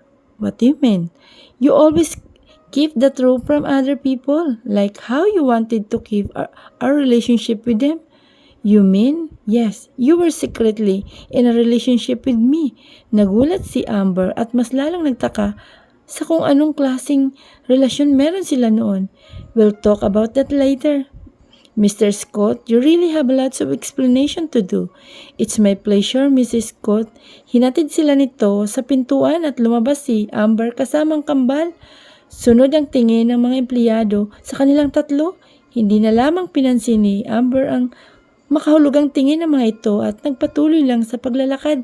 Samantalang, matatalim na tingin ang pinupukol ni Matmat at todo make face ang ginagawa ni Santi sa bawat taong madaanan nilang nakatingin sa kanila. Hala, ano ba yung mga batang yan? Ang sarap tirisin, lalo na yung maliit. Naku, parang ang kulit. Sarap ding kurutin ang isa. Tingnan nyo, sama ng tingin. Mukhang mga spoiled brat eh. Ble, sabay nila pa. Sabay belat pa ni Santi at ni Matmat sa ilalim ng mata niya. Mas lalong umusok ang ilong mga empleyado sa kanya. Ma'am, dito na raw po kayo sumakay. Pinagbuksan sila ng pinto ng isang may edad na lalaki. Ang personal driver ni Sian. Sa loob ng nanang sasakyan nila hinintay si Sian at ilang minuto lang ang lumipas na dumating na ito. Sa backseat silang lahat nakaupo. Ibinigay din ni Amber ang address ng apartment na tinutuluyan nila at si Sian nang nagturo sa driver niya kung paano makarating doon. Kay Amber naman ngayon nakakapit na parang tuko si Matmat at si Santi. Kay Sian naman, Mami! Isang malutong na halik naman ang ibinigay ni Santi sa mami niya at halos puno na ng laway ang anak ang mukha niya. Aren't you're tired, baby? Look a little, kuya. He already fell asleep. Natatawang tanong nito sa anak dahil dinaig pang uminom ng isang box ng Enervon sa sobrang hyper. No, mommy. I still wanna play with you. At kung ano ang mga nakalukuhan pa ni Santi, ang sinasakyan na lamang ni Amber habang si Sian ay tawang-tawa rin sa kanyang mag-ina. You lost again, mommy? I'm so great. Psst, ikaw talaga ang ingay mo. Kita mo? Nang tulog si little kuya mo? Oops. Zoe, Mami. Nakarating sila sa tinutuluyan nilang apartment. Binuksan ito ni Amber at pinatuloy si Sian. Nabuhat-buhat ang natutulog na si Santi. Medyo may kalakihan naman ito at disente kaya na wala ang pangamba ni Christian na baka nahirapan ng mag-ina niya sa pagtira sa Pilipinas. Aayusin ko lang ang mga gamit ng mga bata sa taas.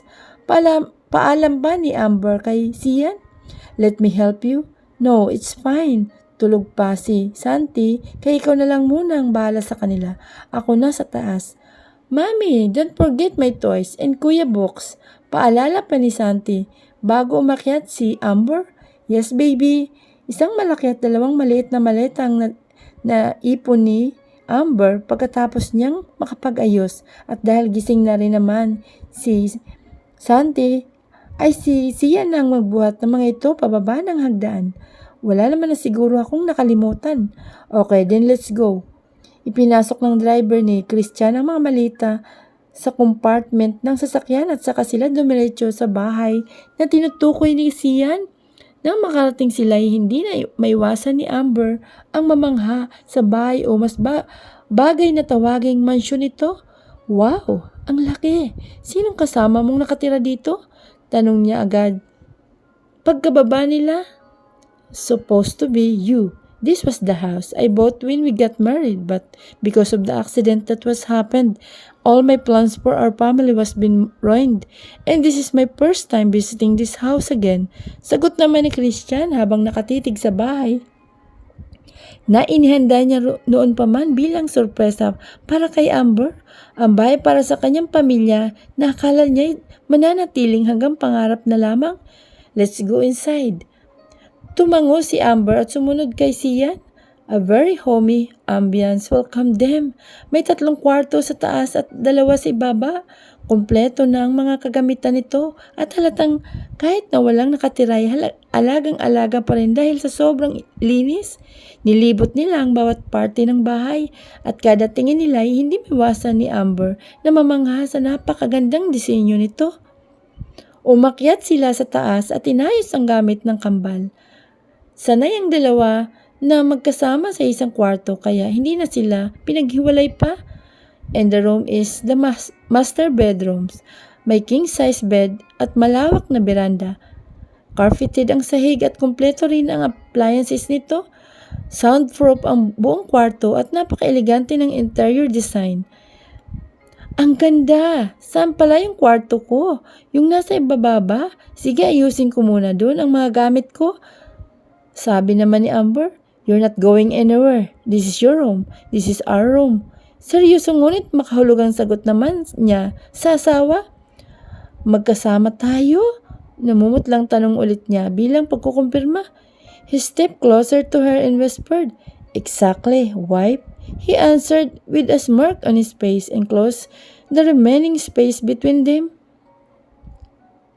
Chapter 6, Third Person Point of View.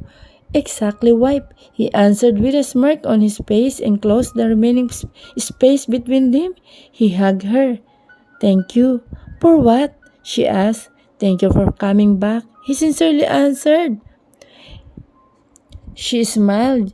Yun naman talagang reason ko kung bakit pinilit kong bumalik dito dahil nararamdaman kong nandito lahat ng sagot sa mga katanungan ko at alam kong ikaw ang tanging makakasagot ng lahat. So you mean you didn't came back here for me? Ikaw ang pinakauna naming rason. Christian, lumalaki ang mga anak ko nang walang kinikilalang ama at ayokong dumating ang panahon na may pagsisisihan ako dahil lang sa naduwag akong hanapin ang katotohanan. Karapatan mo yun. Ha, Sian, at hindi mo ipinagkait sa'yo o hindi ko pinagkait sa'yo. I know, you can't do that pero kasama ba ako sa mga plano mo? Plano saan? Tila gumuhit ang kirot sa dibdib ni Sian na paraan ng pagsasalita ni Amber. May nag-iba talaga sa kanya. Plano para sa ating dalawa. Plano para alalahanin ako. At plano para mahalin ako. She snapped back away from him. Siyempre kasama yun. Pero mukhang malabo muna sa ngayon dahil ni katiting na alaala tungkol sa iyo'y wala akong makapa. Ang mga bata muna siguro ang mas importante. Ngayon, besides, sila ang priorities ko. Saglit na napahinto si Amber at tumingin sa paligid. Kung dito ang kwarto, mag-ayos na lang muna ako ng gamit. Umuna ito sa loob at sinimulan. Isaayos ang laman ng kanyang maleta. Ang mahalaga ay buhay ka at ang importante ay nasa tabi lang kita. Hindi mo man ako maalala. Sisiguraduhin kong ipapaalala ko sa iyong lahat ng pangyayaring magkasama tayo. I love you. I love you, Amber. I always do. Sa kanya, marahang isinara ang pinto. At iniwan si Amber na may bahid ng pagsisisi sa mga nabitawang salita. Lumipas ang mga araw nilang puno ng katatawanan at kasisiyahan. Dahil sa kambal nilang halos sa kanila na lang nakatuon ang pansin nila, dalawa. Bihira silang mag-usap dahil hindi pa rin nawawalang ilan sa pagitan nilang dalawa. Kahit na nakasanayan na ni Amber ang presensya ni Sian, nahiya pa rin itong kusang kausapin ng asawa dahil sa mga nasabi niya noon dito. Ayon na rin sa kagustuhan ni Amber na magtrabaho sa kumpanya ay pinagbigyan naman siya ng asawa. Kahit na hindi binibigay ang posisyong inaplayan niya noon, ay wala na itong nagawa dahil yun ang desisyon ni Christian. Isang simpleng empleyado lang naman yung inaplayan ko ha. Baka biglang magtaka yung mga kasama mo dito at biglang personal secretary mo agad ako. Yun agad ang posisyon ko? For Christ's sake, ha Amber? Asawa kita at kung hindi lang talaga matigas yung ulo mo, ayoko magtrabaho ka. You can just stay in our house and take care of the twins. Pero ayokong pilitin ka so please, pagbigyan mo na ako dito. Masyadong maraming trabaho ang mga empleyado ko kaya hindi kita papayagan sa gusto mo. At kung ipipilit mo pa rin, I'm sorry but I can't hire you anymore. Napayo ko siya sa tinura ng asawa. Naiintindihan ko, sorry. Kung masyado na akong makulit. Hinawakan niya sa magkabilang balikat si Amber at pilit na inirap sa kanya. Intindihin mo rin naman kasi ang point ko. Ayoko lang naman na ma-stress ka sa trabaho. Kaya kung gusto mo talaga, mas okay na nakikita pa rin kita. Na mababantayan kita habang nagtatrabaho. Para namang ikaw yung nagtatrabaho para sa akin kung babantayan mo pa ako. She pouted. That's my duty as your husband. Hindi na kumontra pa si Amber sa kagustuhan ni Sian para na rin sa ikatatahimik ng asawa. Nag-umpisa na siyang magtrabaho bilang personal secretary nito. Kumuha na rin sila ng nanay para sa magbabantay sa kambal nila. Naging mahigpit si Sian at Amber sa pagpili dahil sinigurado nilang mapagkakatiwalaan at maalagaan nito nang maayos ang kanilang mga anak. Ipinaayos ni Sian ang lahat ng CCTV sa bahay nila na live na nakikita nilang pareho ni Amber sa opisina niya kahit na wala sila sa bahay at hindi kasama ang mga anak. Wala ka ba talagang ipapagawang trabaho sa akin? Sinulyapan lamang siya ni Sian at pinagpatuloy ang pag-scan ng mga papel na hawak niya. Nothing, just sit and rest. Pero kailangan talaga magkasama tayo sa isang table. You know, you are the CEO and I am secretary in one table. Dahil sa may kalakihan ng lamesa ni Sian, nagpadala na lang siya ng isa pang swivel chair para kay Amber. Subalit, isang linggo na ang nakaraan simula na mag-umpisa siyang magtrabaho para kay Sian. Wala pa siyang natanggap na tunay na trabaho. Karaniwan sa mga trabaho niya ay tagapulot ng nalaglag na ballpen at papel.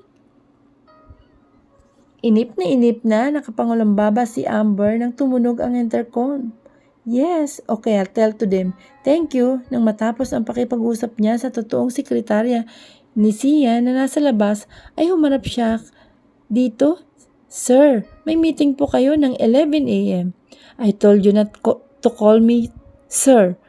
Pero sir, nasa trabaho po tayo at ulitin ko po na may meeting po kayo ng 11 a.m. Nakangiting sagot ni Amber at saka tumayo at inihanda ang mga papel at dokumentong kailangan ni Sian para sa meeting. Napapailing na lamang siya sa ginawa nito. Eksaktong 11:00 nang dumating siya sa meeting room kasama si Amber. Kumpleto na rin ang lahat. Sabihin noon ay maling pag-ibig ang natagpuan mo. Nasa maling tao lang ito na pinaglaanan mo nang dapat ay hindi para sa kanya. She's alive. Napahinto sa pag-iyak si Kim at parang mas lalong nabingis siya sa sinabi ni Sian. Tumawa siya ng nakakaloko. Nababaliw ka na ba? Patay na siya. Ngumiti rin si Christian. Ngiting totoo siguro nga. Nababaliw na ako ngayon. Patuloy na nababaliw sa asawa ko, lalo na't kasama ko na ulit siya. You're lying. That's impossible.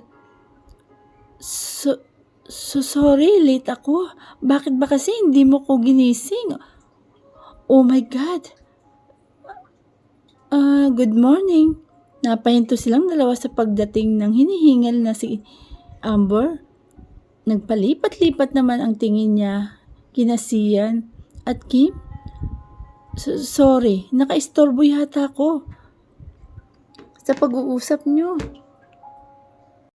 It's true, hindi maalis-alis ang tingin ni Kim sa mukha ni Amber na bigla ring nag-ibang ekspresyon. Napakuyom ng kamao si Christian. You're alive! Kumunot ang noo ni Amber at tila nawala ang kabang kanina'y naramdaman niya pagkakita kay Kim. Humarap siya rito at nagseryoso ang mukha. Yes, I'm alive. Obviously, breathing and kicking.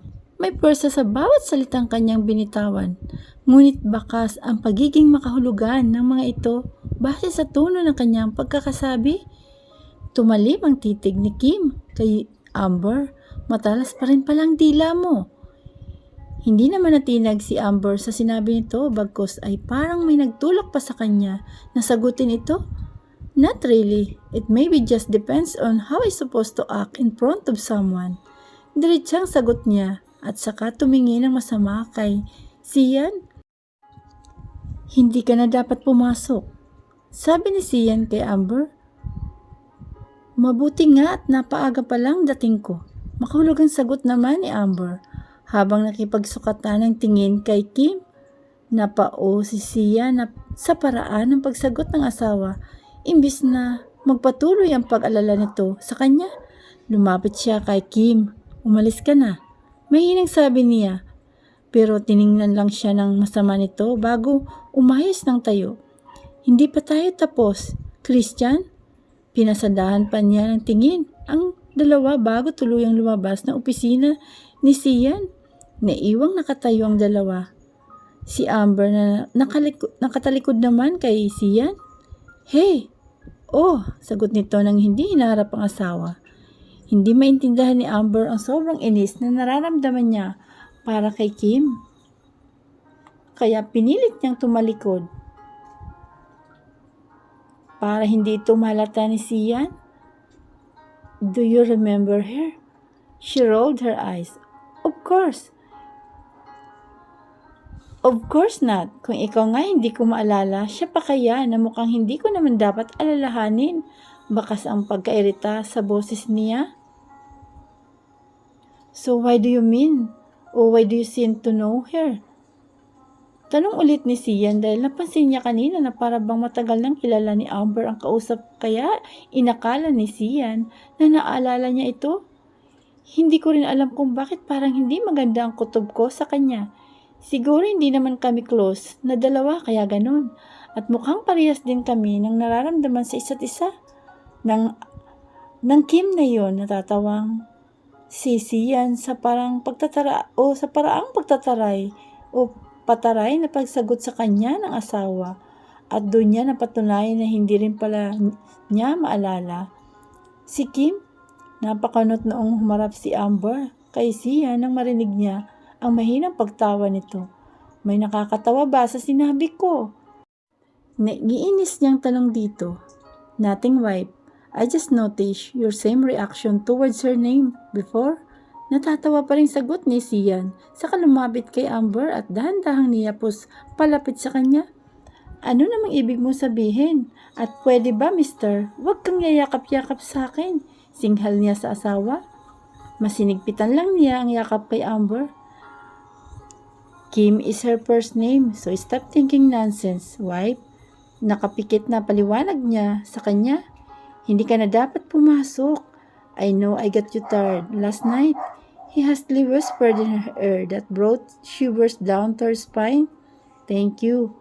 Thank you again. Tanong niya na nakasandal na ang kanyang mukha sa dibdib ni Sian. Yeah, thank you for trusting yourself to me. Last night was one of his unforgettable nights with her. Ang gabing nagpatunay na sa kanya lang ang asawa niya.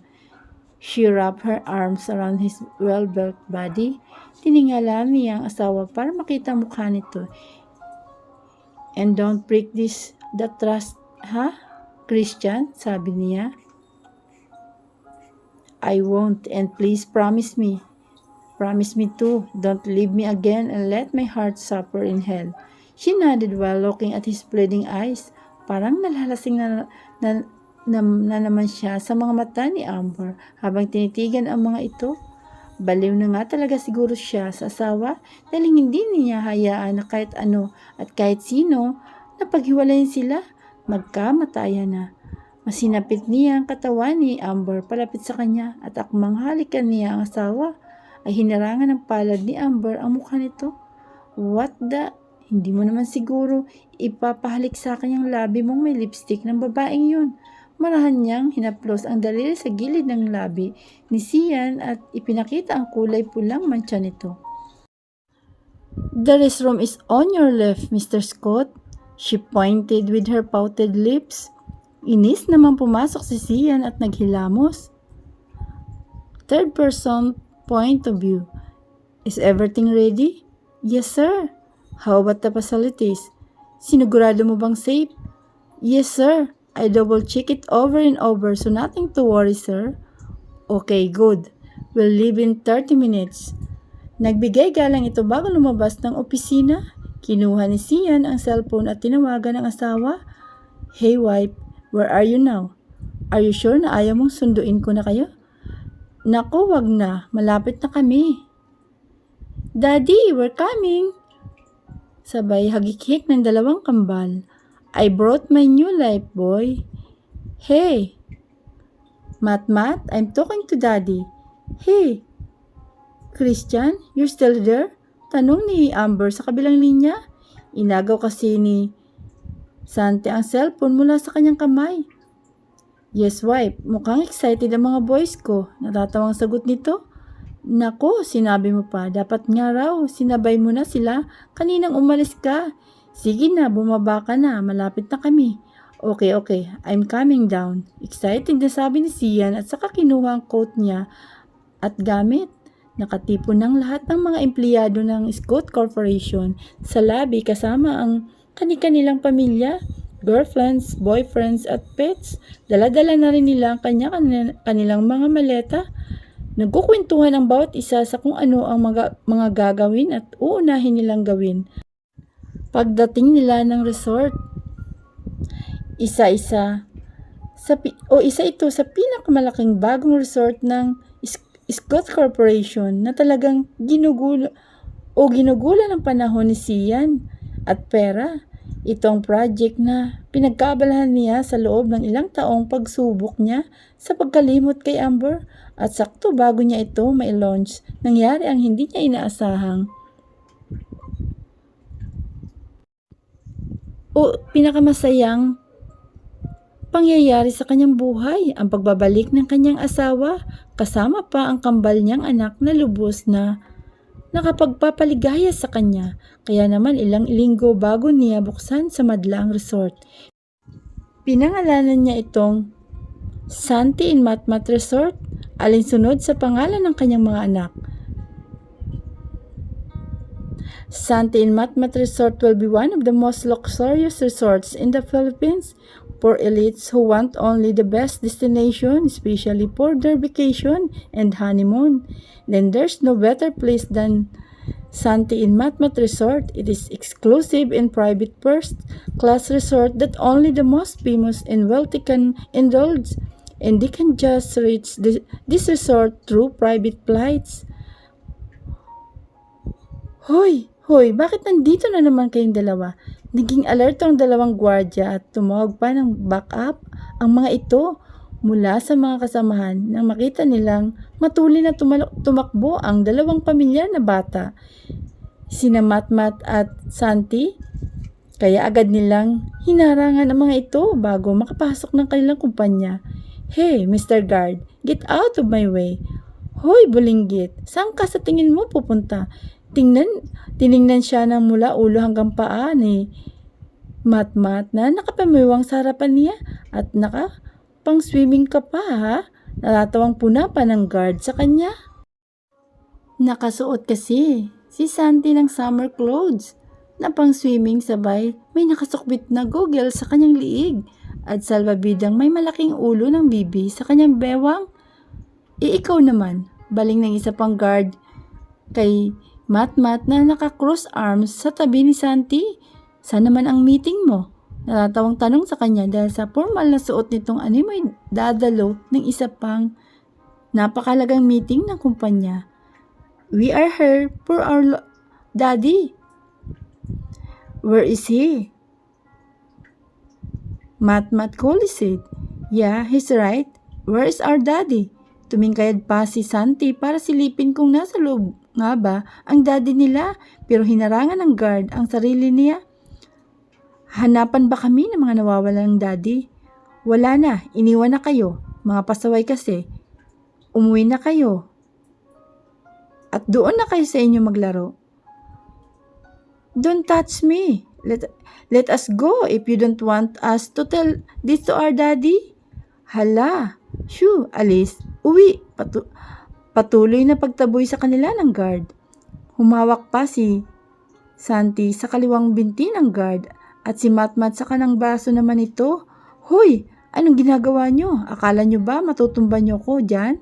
You're really annoying. Saka kinagat ni Santi ang daliri sa kamay ng nakahawak na guard sa kanyang maliit na braso. Aray!